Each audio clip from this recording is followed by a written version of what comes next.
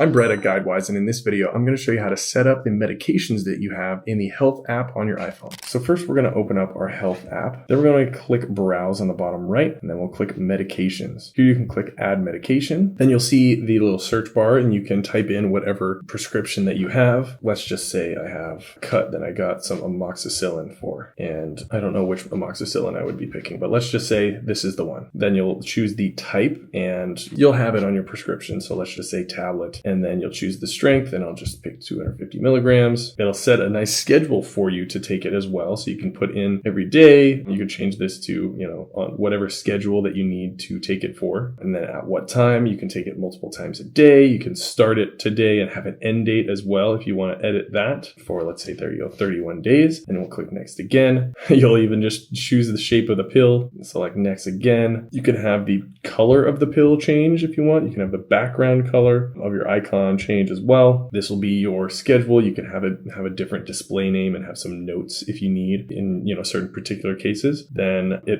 it's pretty awesome. It has alcohol, cannabis, and tobacco interactions. So you would select whether it would be bad to take with those. Then select done. And now you have your medication with a log here, and it's going to be set in your schedule and send you reminders if you click the notification settings to send you reminders to make sure to take your pills. Now you're all set. Thanks for watching. Make sure to like this video so other people can find it as well, and subscribe to stay tuned for much more just like this.